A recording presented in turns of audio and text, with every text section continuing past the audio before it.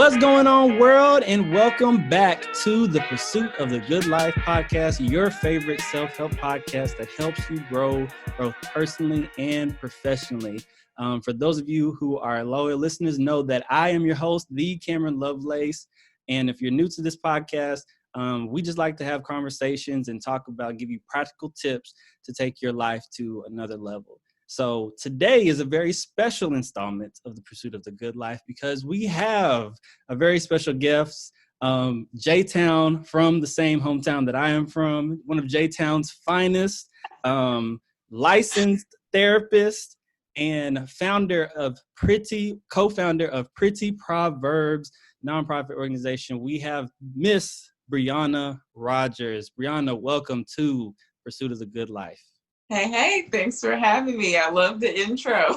I gotta spice it up for J-Town. All J-Town. JB. So tell the listeners a little bit about yourself, some of the great things that you're doing. Sure. So you mentioned Pretty Proverbs. So in undergrad, me and a close friend started Pretty Proverbs, but we thought it was supposed to be just a blog, faith-based blog. That's where my heart was. I love to write. So that was a thing. And then we hosted a conference in 2015 with no marketing. We had never done an in-person thing. Over 200 ladies showed up. We were like, okay, so maybe we have something here. Maybe. And we started to host bi-weekly Bible studies on the campus that we call Sister Circle. So before the show Sister Circle, Pretty Proverbs was hosting a Sister Circle on the campus of Arkansas State, and we became incorporated as a nonprofit organization with the state of Arkansas. So that's been on and rolling for 6 years, since April of 2014. We are evolving, have a solid leadership team. So that's going well. I have a master's in marriage and family therapy. I currently work in a residential inpatient setting, in I guess what some would consider like a luxury or high-end rehabilitation center where our clients reside with us for 90 days. I work with their families, come in for an entire week, and I work with them. I love it. So you mentioned I am my license is in marriage and family therapy. And I have just began some addictions training as well. So working on other certifications. Trained in EMDR, that's eye movement desensitization and reprocessing, and just started phase 1 of CSAT, that is certified sex addictions therapist. I'm not certified yet, but I've just begun that process. So yeah, getting work in. So yeah, that's what I do. That's my day-to-day stuff. Man, more power to you with all those certifications. You're the master. So before we dive into more about, how we can use, because y'all know I like to have guests on who can provide value from their life experience. Before we dive in, I like to have a little fun. So we know that the internet is undefeated as far as memes and different things like that. And I just saw this one in particular that I thought would be a good way to just let the audience know a little bit more about your personality. Okay. And this says, which food is better? Okay.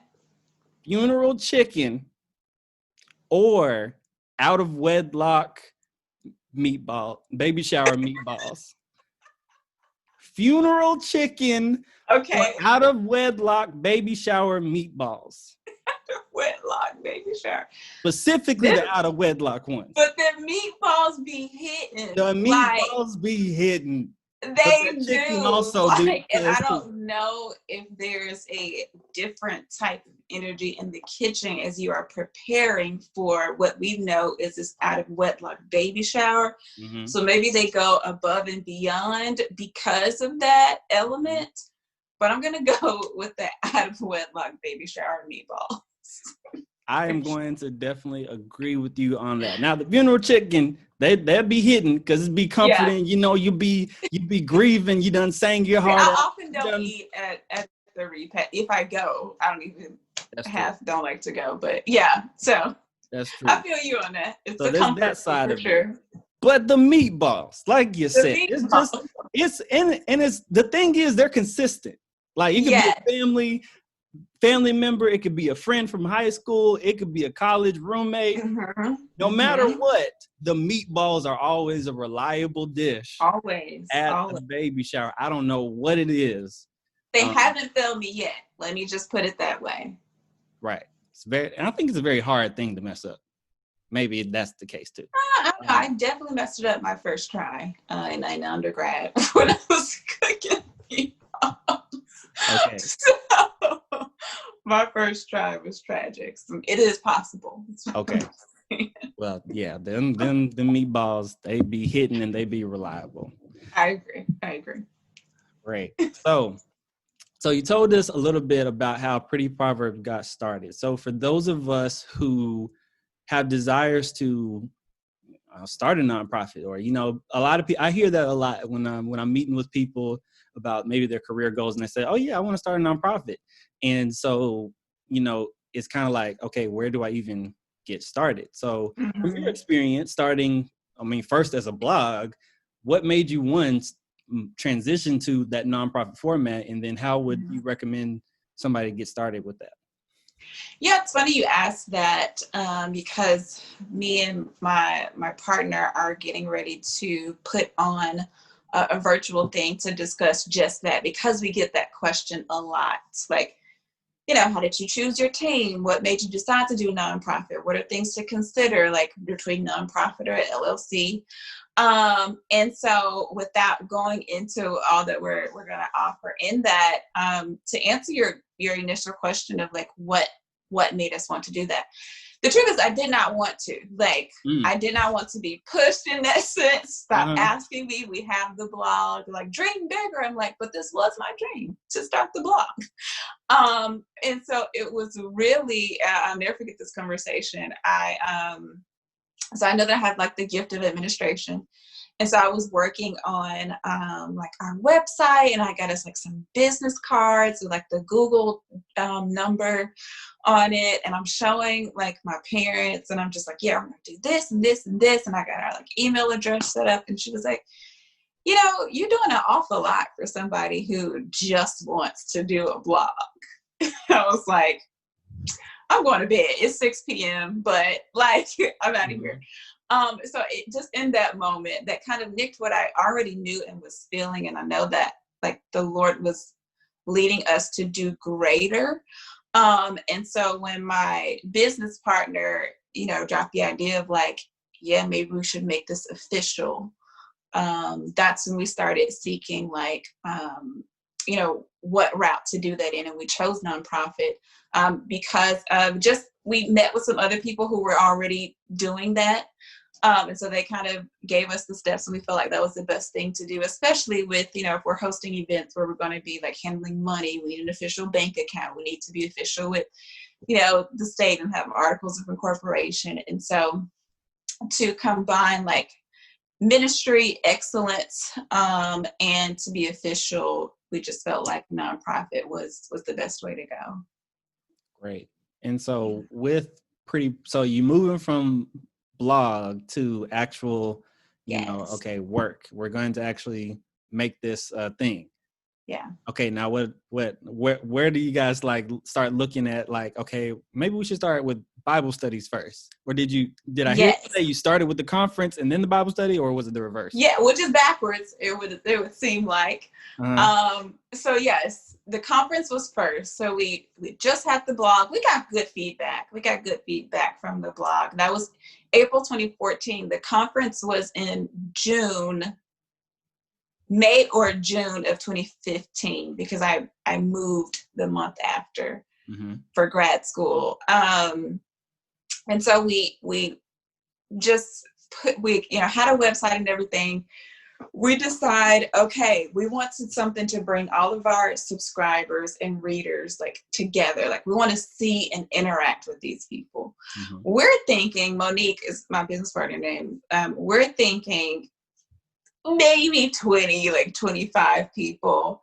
50 tops. We feel like 50 was a good goal number for a nice, intimate conference where we could still, engage, interact, and achieve our goals. Mm-hmm. And so we were both alumni of Arkansas State, and Monique was in grad school already. And so because we decided we were there, we could get a big ballroom on campus for like $200 because we were like students. Yeah.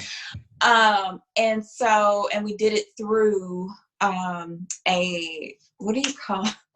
Like the clubs at school, at university. Registered Student Organization? Yeah, RSO. Yeah. We did it through an RSO. So that's how we got it for so cheap. And then later Pretty Proverbs became our RSO. And so we got the room and we decide, okay, well, we'll offer these classes that, we can teach, and we had some close colleagues that we trusted to share, and we just put it out there. I remember my brother and now sister-in-law had a radio show on the campus of Arkansas State, and that's where we announced it. We were like, we're going to do, this conference, and we put the information on our website. And over that time, I think that announcement was like in February. And between, we still did not know. I think leading up to it, we had over 100 registered for sure. Mm-hmm. But I have a picture of the day, like of the conference and registration time, and like people have just crowded the table, and it was beyond what we expected or really even imagined. It was like, okay, Lord, like, all right, we have more than a block here. So yes, we did do the conference first, and from that, Monique and I were like, okay, we want to maintain this momentum. We see that there's a need for this, at least where we grew up in J-Town, for minority women. And so, that was in June. By August, we became an official RSO on Arkansas State and began to host what we call sister circles. So I love the fact that you would like, oh yeah, 15, 20, and then God was like, nah, though. Yeah. Nah. Like, Did you say 200? Yes. Over 200, all women, all young women. All young women, yeah. All young. We had, and I want to say our greatest support was from out of town. Like we had some vans come in from like Blytheville, Memphis. Of course, we had local supporters, but we had groups to come from out of town. So that was awesome. Right. So with the mindset, you originally started off with just doing a blog. Then you said, okay, well, I'll do a conference. Okay, clearly there's a need. Now we have to expand. So walk me through like that process of, because you guys, like you said, you've been growing for 6 years. So I imagine that means, okay, me and Mo are straight. We got good chemistry. We're on one accord. But now to grow, okay, I got to start bringing on people. Yes. And when it comes to ministry, that can. Yes. There's plenty of situations, but that didn't work out. So tell me what you guys have done to make it work. Yeah, absolutely. So in that time, right, because I was getting ready to leave Jonesboro for grad school. And so I'm like, okay, I'm not going to be here to orchestrate like these sister circles. And anything attached to my name, I need it to be like in excellence. And so we were very prayerful about the people that we asked to help us with the conference. And one thing that we considered in choosing our team was like, who stood out as who asked to volunteer? Who did we not have to call 50 times? Like, who just had the heart of ministry? Who just served well? Who answered so well to what we were asking and went above and beyond. And it was just no question between us, like, these people are who we need, like, with us. And still early on, we did not know what we needed. Like, we know we need help. We don't necessarily know what we need for them to do. We don't really know what we want this to look like. And I'm still like trying to figure out like our social media. Like, now I feel like I've gotten really good at it. But I go back and look at like our early posts. I remember how our website looked when it first went out. Like, we just didn't know. Like, and so, we meet about, okay, who do we want on our team? And what do we need from our team? And so we drafted it from, and this is where our articles of incorporation came from, when we were choosing the RSO. In college, you have to have like kind of like a set of rules for your RSO and like what you need. And so we kind of use that to, okay, do we want, like a secretary or a vice president and this type of stuff. We didn't want those type of names, because to us, we're like, okay, this is more ministry. And so we refer to them as servant leaders. But everybody has a role. Like, even right now, we have a chaplain who leads us, and we don't post this. Not that it's a secret, but it's more for the team. But the first Monday of every month, this person leads us in prayer, and we send prayer requests, and she's asking, okay, what does the ministry need prayer for this week? And we do that. We have someone over community service. We have someone over our campus chapter at Arkansas State, and she has a team under her that are students. We like to keep students under her, just so we can keep like that momentum among the students, right? I'm not old, but I've been out of undergrad for a long time. And so we like to have, so it's one thing for me to come in and say something and share, and I do have their ear, but we like to keep active students working and volunteering within the organization, more for them to be the face of it, because we want to be relevant. We have two young ladies focused on outreach. And so it was a lot of trial and error. Like, this role sounds good, but they don't do anything. Like, we don't need it. Maybe it's more helpful for that organization, because that's more exclusive to them, but that doesn't work for us. Let's shift to, okay, this was the first semester. It was okay. What we'd like to see more of. What do we try that just didn't work? Mm-hmm. And so every semester we shift. And so I started to do, and we still do, a vision book for every year. So I just got done working on ours for 2021. And so like we try to have a vision for every year. So the one for this year was Bloom. Mm-hmm. So really focusing on the gifts that we already have that we have not expounded on. And so, yeah, I don't know if I've answered your question, but that was the next step after starting the campus sister circles, of figuring out, like, what do we need? What is there a need for?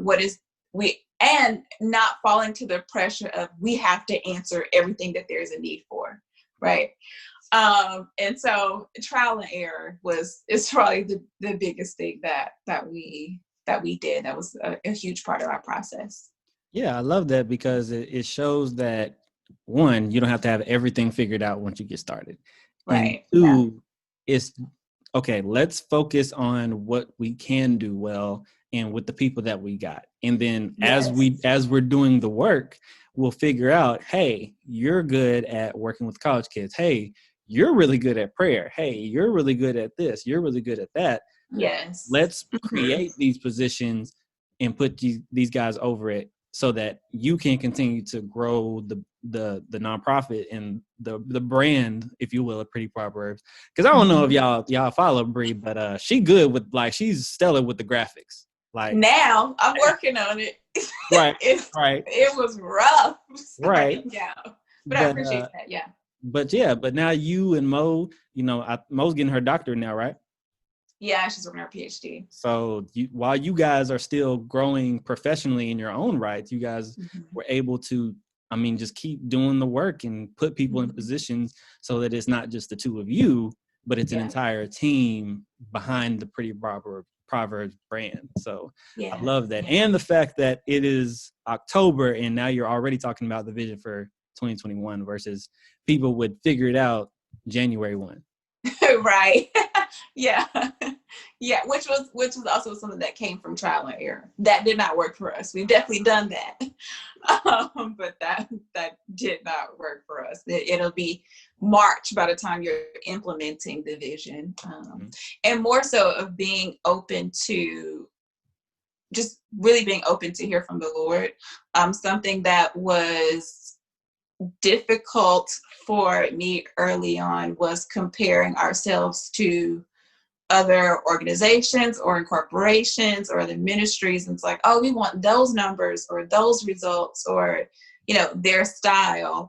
And so we've been very intentional and have to continue to be intentional about like doing what we're called to do and what works for us. So yeah, that's a consistent thing.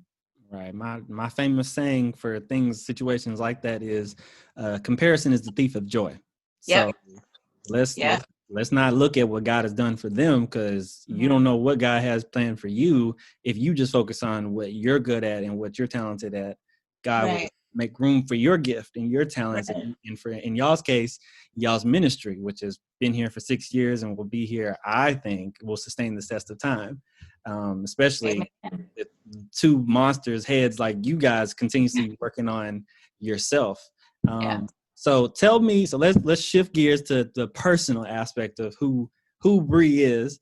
What made you want to explore therapy or become a therapist? Yes. So all the way until freshman year, I was going to be an attorney.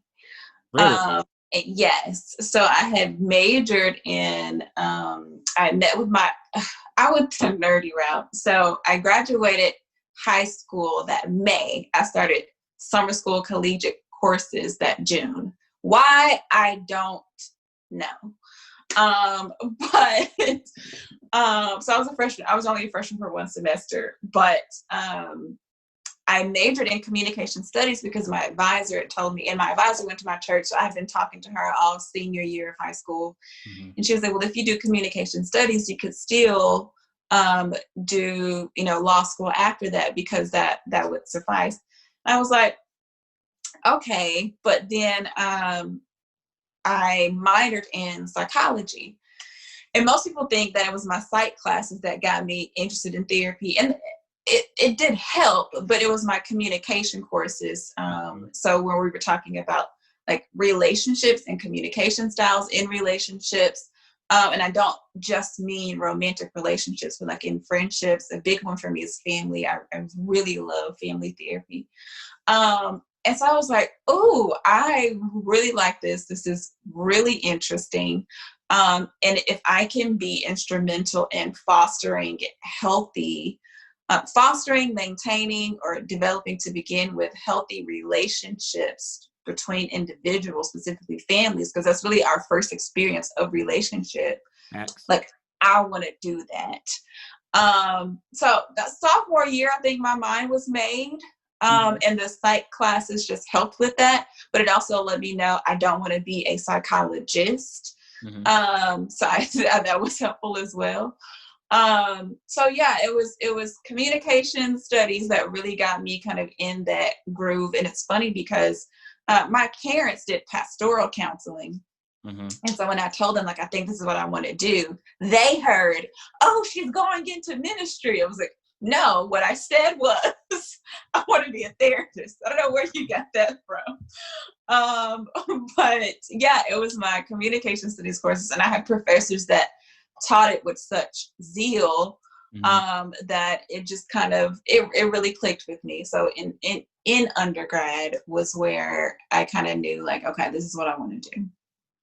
Can I just say that Bree, for the record to show, Bree is one of the only people who is a PK that actually lives up to the PK standards that I know of. Because when you see PKs, they front, they smiling, they in the church and all that, and then they wilding in the streets. But it's a stigma. It is a stigma, but sometimes the stigma has some accuracy to it. Sometimes, Let's say. But I'd say that Bree, from afar, of course, I've only known you only through small interactions, but right. You are one of the few PKs that actually upholds that integrity of a PK and raised in the church, and actually applies what they were raised to their life. And so, sure. With that being said, how has God been such an integral part of what it is that you do, from Pretty Proverbs to therapy? Yeah, I will say that was not always the plan, right? I had a plan. Remember, I've always been a planner. I had a plan to wild out, but it just got like nipped in the bud. So yeah, I had applied and got accepted to Spelman, a college in St. Louis. Oh, you was ready to have fun. I was. I applied to. I didn't want to go to U. I applied to U of M, University of Memphis, just because it's like my family college. Like mom, aunties, right. uncles went there. But I just need to get out. Like get out. I'm gonna do stuff that I just couldn't do here, because in J-Town there's like my dad's pretty popular there, and so it's like I can't do nothing, go nowhere. But yeah, that just kind of was, I'll tell you the story later of how I ended up going to Arkansas State, and by God's grace, right? Because I don't know that there would have been a Pretty Proverbs, or if I would have met Monique. But so it was not always the plan. Okay. But yeah, so to answer your question on how he's been so intricate in this process, I would say like freshman year, between senior in high school and freshman year, was my first experience of like having to go before the Lord, like just me, like not my mom do it. Because to me, she's like baby Jesus. Me and my brother called her that. Like there's Jesus, then there's mom. Gotcha. Then not it being my dad, because there were some things before the Lord that like only he could do. There was things that just neither of my parents could do, that like no individual, no flawed human being was going to be able to take responsibility for it. And so after that, like, and that was like a 3-4 month process of my prayer life really expanded, because I was really in need of some things. And so that for me was like, okay, I have like a personal relationship with Jesus Christ. Like I know him as, yes, I've always known him as my savior, but I know that like he knows me as an individual and does not associate me with my parents. Mm-hmm. And so from that's really what got me through college. But I would say, just to me, I felt like his answers and his hand was in like all through the process. And so because one of the things that really trips me up, just that I know God rolling his eyes with me at, is I mentioned several times now I'm a planner. And so it's like, if I can't see it, like if I can't see the outcome, if I don't know how it's going to like turn out, like I panic and I want to pull out and I have questions and, going into the future and creating problems. And so just him being so intentional with the people that he placed in my life, and with that moment of, once I've gotten what it was that I needed or was asking for, that moment of like, now do you see why? And always making that like so intentional and so big and so real to me. Mm-hmm.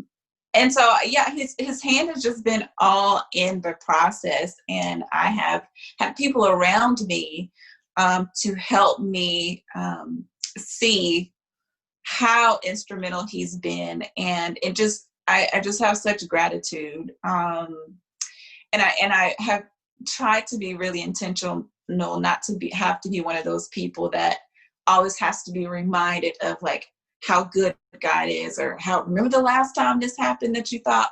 So I'm just constant communication with him, being open, allowing him to lead, which is probably the most difficult thing, not because I don't trust him, just because I want to do it myself. But I have so realized that is the harder way, and that is not wisdom. And I've always been all the more grateful when I have allowed him to lead. It's just less stressful that way. So he's been incredible, and remains to be in this process. Now it's like I'm excited to see what he's gonna do next. I like the fact how you kind of danced around the fact that you are a control freak. A little bit, right? Control freak.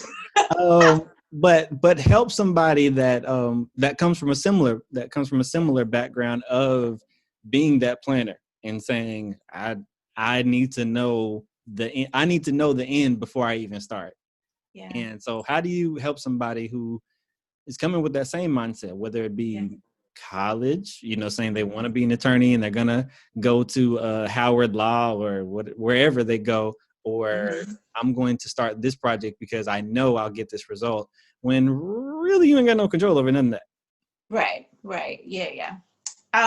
So I think, so I'll use this. When I first went to therapy, therapist went to therapist? Therapist went to therapy, and I was intentional about wait, you mean therapists are actual people too? They have problems and need help and guidance sometimes. What? Yes. So I went to therapy for something totally unrelated. Like I had my grad school mentor had invited me to speak at the opening of their new location, and he passed away 2 weeks later. And then, so it was just like a lot of things happening, and I was like, my mom had been hospitalized, and so I went for that. Maybe like our third session, she was like, so, when are we going to talk about you being a control freak and perfectionist? I was like, what? You just threw it out on the table like that. I was like, I know how this works. That's not on the treatment plan. That's not one of my goals. Moving along. So coming from that, some things that she helped me to process and realize, and her and my mom are really vocal in this. That thing of being a control freak. I don't remember who I heard say this, but it's like you sitting, I think this was in relation to marriage, but I think it applies here as well. It's like you're sitting on the throne, and then you ask God, like, why are you not sitting on the throne? Like, why are you not leading? Well, get off so he can, right? So he's not the type that's going to like remove you from this place. And so that's how like I envisioned it, right? So I want my throne and my chair, and I want to be in control, but then I also want to ask you, like, why are you not doing anything?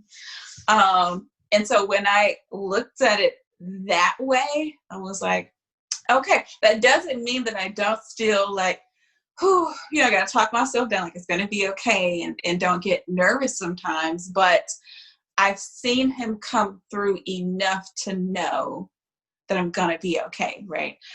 He has to be true to his word. And so that is what keeps me mindful. I don't know what's happening with the sun now. Hold on. Hey, this is a real podcast. Sorry about that. Our audience on YouTube know things like this happen. Yeah. But so that spiritual aspect, and then having people around me, again, I think community is a big part of just our process and walk in healthy living, to remind me of when, okay, Bree, like you're doing too much. I hear your plans. You haven't mentioned, what's going on in your prayer life, or what do you feel like the Lord has said about it? Or when I am venting or ranting or saying that, and I just don't know, and to have those people that are like, yeah, you said that the last time and it worked out just fine, right?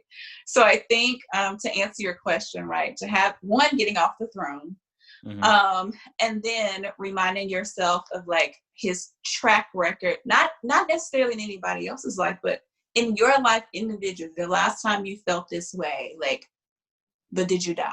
Right? Like, are you okay? Like, did he come through? Not did you get what you wanted, but are you okay? Did you get what you needed? I love the fact that essentially is that you had to do the personal work in order for God to really continue to use you like he needed you to be used. Yeah. And I'd like to say that's been reflected in everything that you've done. So Certainly. So I know people want, to do these things or be all great things or make all this money or do all these things. But before you do that, you have to do the personal work and become that person that that's even capable of doing that. So if you want to start a nonprofit organization, you need to internally become the leader of that nonprofit. If you want to be a better husband, a better wife, then maybe you need to go meet with a therapist or with somebody who's going to say objectively, so you have this glaring thing. I don't know if you see it, but there's this in the room coming in. And I would even say that spills over. So yes, even that generally like doing your own work, but especially for those like in this field where we spend our days helping other people do their work and walking them through that. With the place that I'm at now, I love it so much because of the mission behind what we do, right? So we go really deep into like processes, which is why we have all of these trainings, because we do a lot of work with individuals. And I've been there a year now, and there's not one family that I haven't heard them say, we didn't know we were walking into all of this. But when I was interviewing early on, and it rings true to this day, and I didn't know then, they said, you cannot work here and not do your own work, because if you do, it's going to show. Because of like the depth of things that I'm working with, victims of sexual abuse, or who have, some sort of addiction, or, they've been in really violent situations. And so it's just like some extreme cases, or, grief, and you haven't done your own work, like it's going to come up, because and it's an inpatient setting. So we're working with, I'm working with one person. I have more than one client, but just for example, I'm working with one person for 3 months. Like you're going to go like deeper and deeper and deeper. And so I think that's true across the board, but especially for those who are in the field of doing life with other people, or ministry, or helping people. And that's not just therapy. There's, a lot of careers with that. You gotta do your own stuff, or it'll be very evident that you're not. I think the facade, that's cool and nice for presentation. But when the camera is off and you're not around people, if you want to sleep well at night, you gotta do your own work. Man, that's for sure. I feel you 100%, and I do not miss working in the inpatient facility at all. I know it.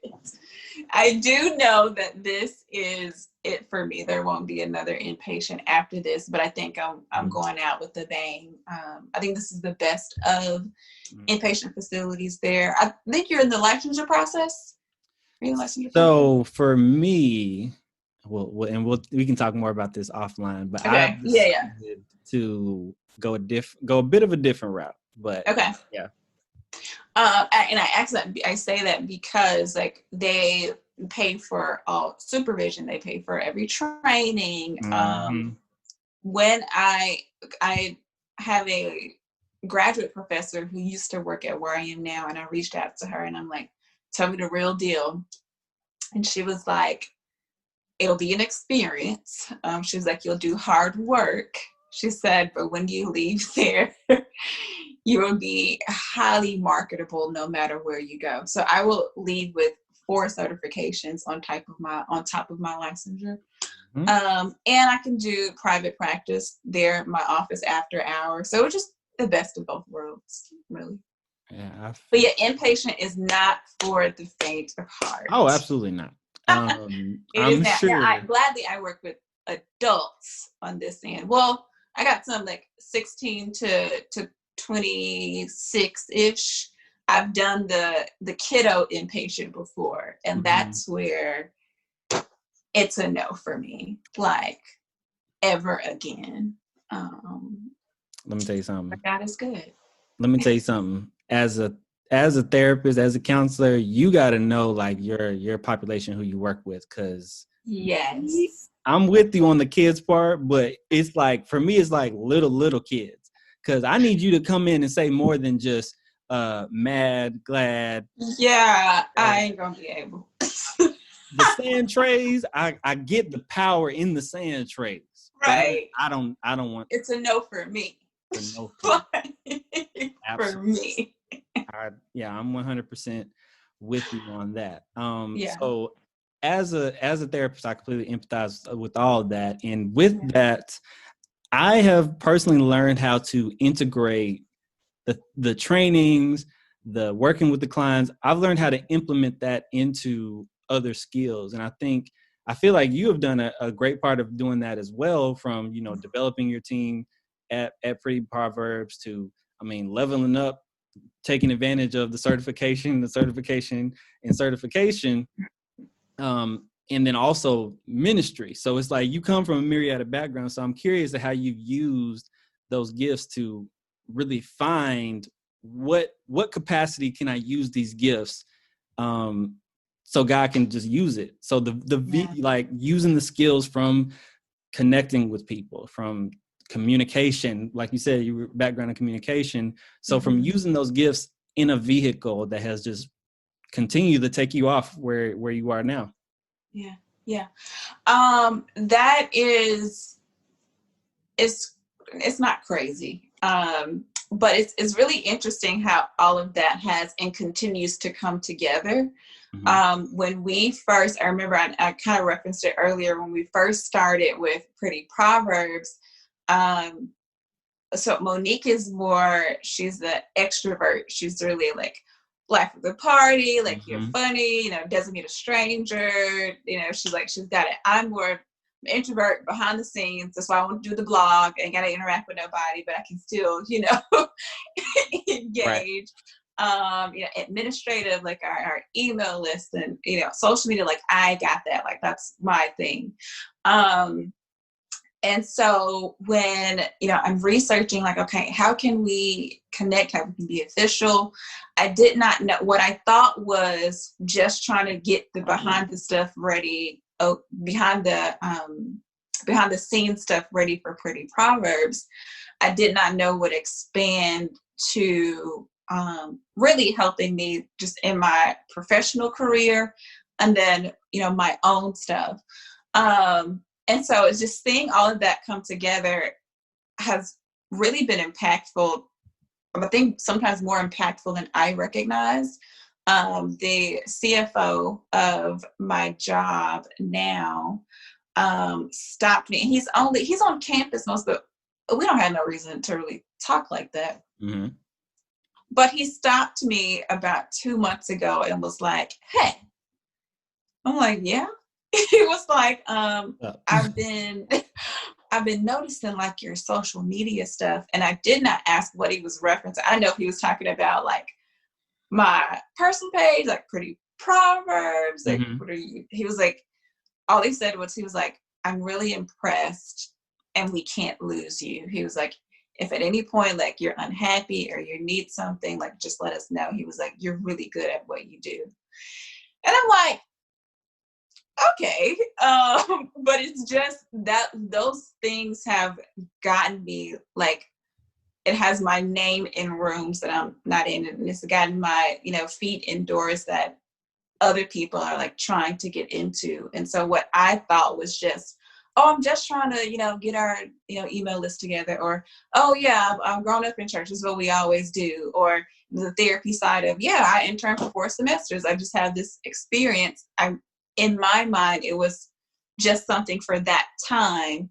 But it was also instrumental in me learning my passions, not just what am I good at, but what do I like doing and what do I want to expound on and what doesn't feel like work, and how it impacts and benefits not just myself, but other people as well. So I am enjoying seeing like all of that come together. I don't know if I answered your question, but No, that's what's happening for me. no, Right you now. absolutely did. It's just it was a process, and it sounds like you didn't even realize that's what was happening. And Yes, no way. damn, No way. you need to tell homeboy to mind your business and stop. I know. So I Searching did for go some that boy. day. I was like, let me just make sure we're not friends on anything, but we're not. So I don't, I think you may have meant like the website, like my website, or I know Pretty Proverbs website came up in my interview, but I don't know if they've seen something beyond that. So, Yeah, but that's okay, because when you have integrity, there's nothing that like is facts, out there that would embarrass me. So I'm like, oh, okay. facts. I would have been just like, well, okay, since you feel that way, let's renegotiate this contract. Because once I get these certifications, I'm out, and if you want me to You stay, know. we're gonna have to renegotiate some things. But Yeah. but like I get like you just said, that speaks to your testament of your character and integrity, and character integrity will take you far, way Yes. farther than your talents will. Yes. Yeah. Absolutely. I agree. Mm-mm-mm. But so when I think of quote unquote the good life, for Okay. me that's about kind of like taking your personal life or your professional life to like desired levels. And so Mm-hmm. for you've I don't want to say you've achieved so much success, but you have been quite successful at what you put your hand to, from starting Pretty Proverbs to becoming a licensed therapist. I have to give you your credit where credit is due. I don't know if you want to be a doctor like Mo. I do not. Okay. I do not. Solely because I want to go. I'm done with school. If I wanted to, like in the university setting, teach like counseling, then sure. Yeah. I don't see it. Many people have said that they saw me in that realm, but I don't. So no. Listen, you ain't got to explain to me. People will say like, you want to? No. Mm-mm. No, Don't like. I'm done with school. I don't like school like that, and I don't want to torture myself for 5 years writing a dissertation. Yeah, But I am doing all that I. right, but that aside, what do Yes. you think is next for you? Like, Yeah. because you started this nonprofit and it's growing, and I Yeah. think right now it's 2 locations, or just still in Jonesboro. We're still just in Jonesboro, and we're growing our online base. Okay, so we're building a strong foundation in Jonesboro. Yeah. While you're living in Little Rock and getting certifications like they're a new pair of glasses. But what do you see as like next for you in your pursuit of the good life? Yeah. So two things come to mind anyway. I am just beginning to, so the ultimate goal, so I say this, I realize I'm young and it could change. But I know that after this job, I'll more than likely do like private practice work. And so to kind of segue into that, I mentioned that we can see clients after hours in just like an outpatient setting and begin to like build my own client base, which is a nice change of pace from inpatient to work with people who pay you to, well, they pay us anyway, but like they want to come. So inpatient, most times someone else, like family, is asking them to come, or someone else is encouraging them to come. So there's a nice change of pace in outpatient when they voluntarily come. Facts. So starting more of that, some outpatient work. And then also I'm beginning to get more like speaking opportunities, specifically in for the field. Mhm. The area that I'm passionate about is advocating for mental health, not just in the Black community, but the Black religious community. Let's go. And so, grandparents have this sense of like, oh, it's for crazy people. So wanting to break that stigma. And so I'll be at a church in December, speaking on mental health, specifically grief during the holidays. I'll always continue to write. I know that eventually there's going to be a book. I was about to say, is there a book on the horizon? There is eventually going to be a book. And so I think that's where I'm headed. That's where my sights are. I'll continue to work with families as I am now, which is that's just been so rewarding. I really love what I do. So to continue to grow in that. That's my plan so far. And what's next? Fantastic.